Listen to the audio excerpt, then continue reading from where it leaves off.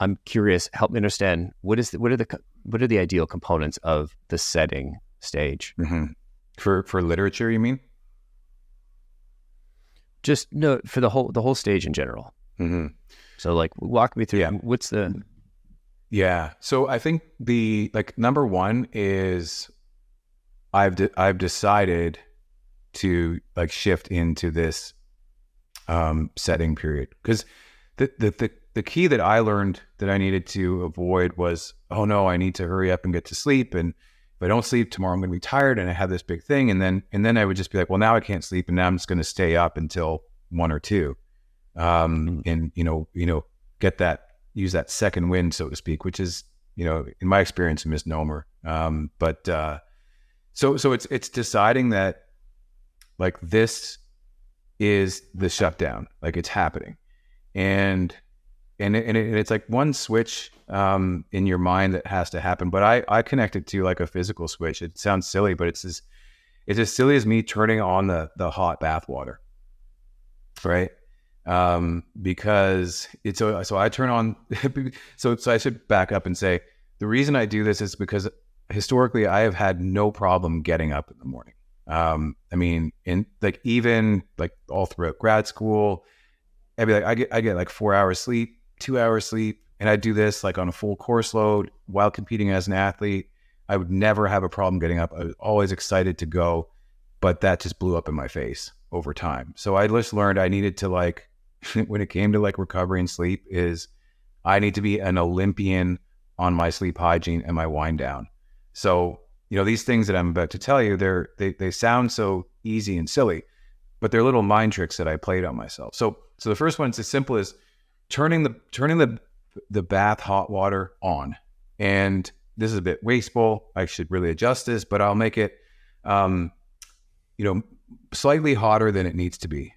But what I'm saying is, I know that this temperature of the bath is only good for 45 minutes. So so it's basically setting a timer and tricking myself into doing this wind down routine in such a fashion that, that gets me in the tub, so to speak. And then because, that's happening, and something like melatonin and magnesium takes a while to have its effect, well, then I'll make my tea and I'll have it with that. So it's basically starting this 1 to 90 minute, total relaxation of the nervous system.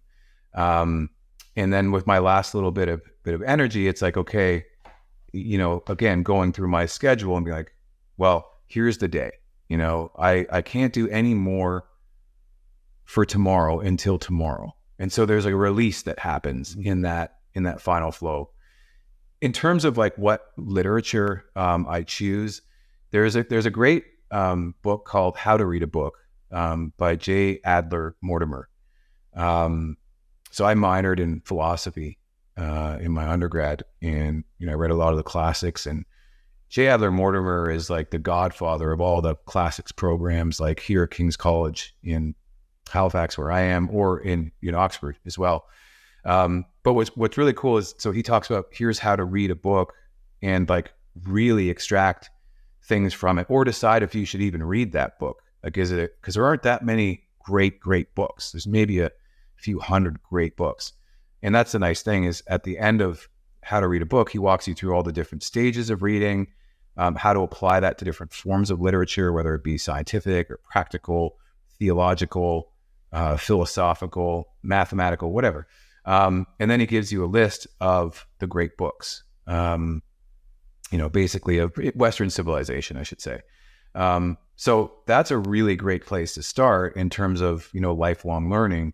And so depending on, where you are in your life, you can actually choose something, that would complement, your current goals, for example. So, if you're a computer scientist or an engineer, it's not going to hurt you to read about Newtonian mechanics and how he came upon those ideas, because really what we're tapping into is that genius, right? And how people get great ideas.